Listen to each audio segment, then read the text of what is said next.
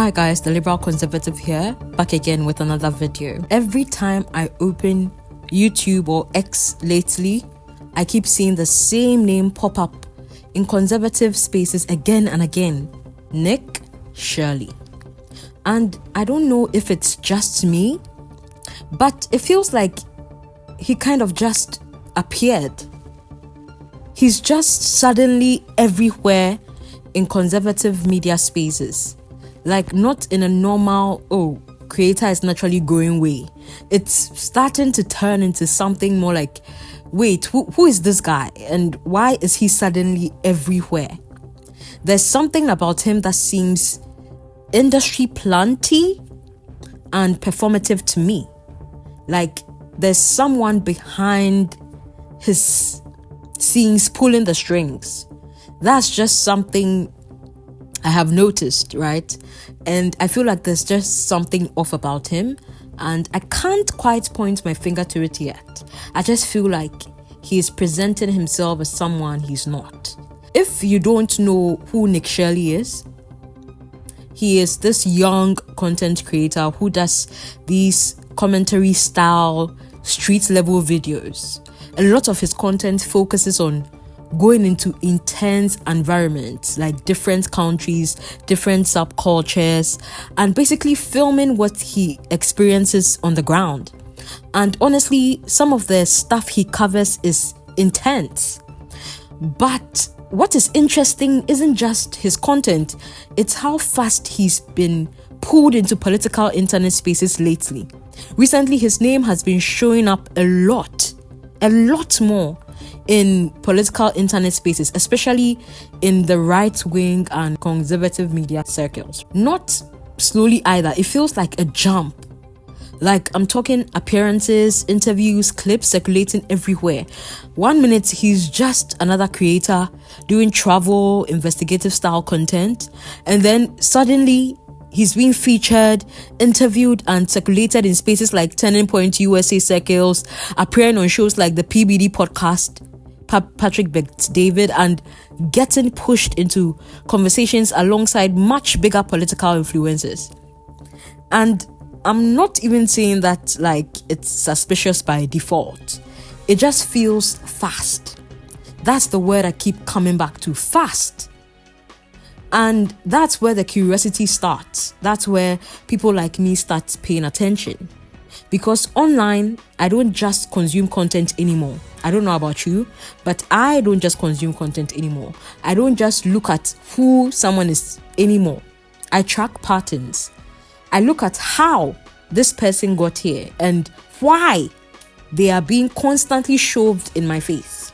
What's the ultimate agenda here with them? That's what I focus on. I'm basically asking, why and how is Nick rising this fast? Why now? And why does it feel like every major conservative media lane is suddenly opening up for him at once? That is the conversation, because everything seems pretty calculated to me. Is this organic? Is someone boosting him? Why does it feel like he's being introduced to us instead of just growing naturally, you know? Like, what's next? Is he gonna be pushed as the next Charlie Kirk? Is he gonna run for president in a few years? To be clear, this isn't about saying anything is wrong or proven about him. This is more about my perception shift happening in real time. I mean, we already know how internet culture works in 2026. When someone like Nick rises fast in a political space, especially one as emotionally charged as modern conservatism and liberalism, online, we can't just say, cool, good for him, or yeah, he's growing, he's interesting, that's it anymore. We can't just say that anymore. No, now it seems we need to ask, who is boosting him? Who is platforming him? Why is every major conservative platform suddenly pushing this guy? Who is behind his amplification? And is his growth organic or just manufactured momentum? Is this just algorithm timing or something more coordinated? And I mostly will go with the latter, that it is something that is more coordinated and intentional. And that's where the internet speculation and the planned sort of discussion starts popping up online. And again, this is important. I am not saying these are confirmed claims, right? It's just what many people are saying. Many people are theorizing and debating in comment sections on Twitter X threads, right? And you can agree or disagree with it. But the fact that those conversations are happening tells you something about the current media environment. People just don't trust sudden rises anymore. No, we don't. Even some established political commentators have indirectly fueled that kind of skepticism, right? In broader discussions about influencer pipelines in politics. Like, for example, Candace Owens and others in that ecosystem have, at different times, talked about how media personalities can be amplified, boosted, or selected by networks rather than just rising purely from grassroots attention. Now, whether that applies here specifically, that's where people disagree heavily.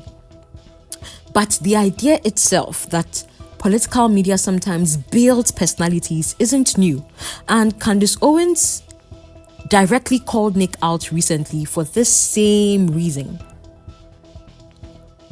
Then you get to Nick's content itself. Some of Nick Shirley's videos have gone viral for their intensity. Like I said, there are debates online about how fake his investigative style frontline reporting type content, where he goes into high risk environment or makes like bold framing choices about what he's documenting, seem to all be made up.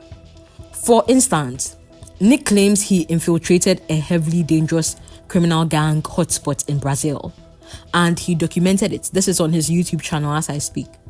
Some viewers took it at face value as bold journalism. Others, like me, are still questioning how that situation was accessed, documented and framed. And we think perhaps most of the participants in that video were paid actors. Yeah. Now you can say that is an absurd assertion, but again, this is where the internet splits, because it's okay to ask if that really happened or not.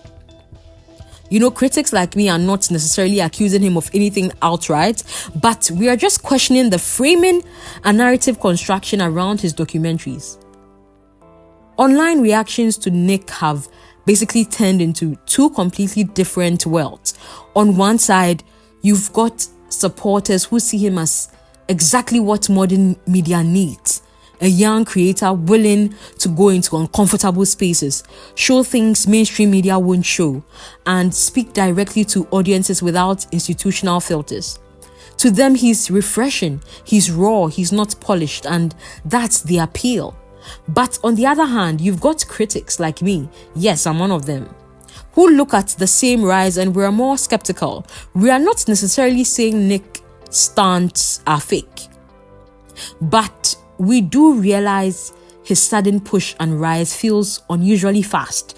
His level of access seems unusually smooth. And Nick's sudden amplification from major political platforms feels coordinated rather than accidental or natural. He's getting so much visibility so quickly. And something else that's been adding fuel to the conversation is that Nick Shirley's name isn't just floating around online commentary anymore. It's actually starting to show up in real political discussions. There's a California privacy-related bill that expanded protections for certain workers, especially people connected to immigration support services. Now, here's where things get interesting. Some Republican lawmakers started referring to it as the Stop Nick Shirley Act. And just to be clear, that's not the official name of the bill. It's a political nickname that came out of the debate around it.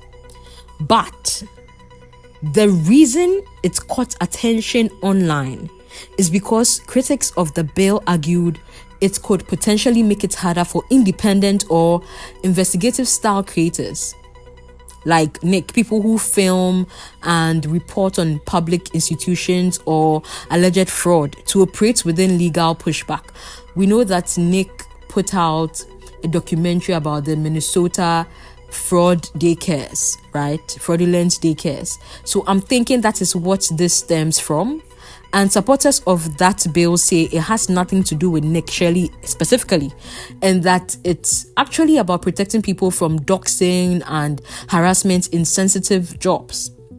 So you've basically got two completely different interpretations happening at the same time.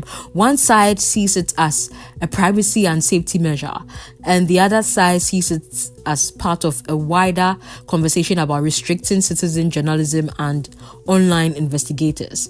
And the fact that his name, Nick Shirley's name, is even being used in that kind of political framing at all just adds another layer to how quickly his visibility has escalated.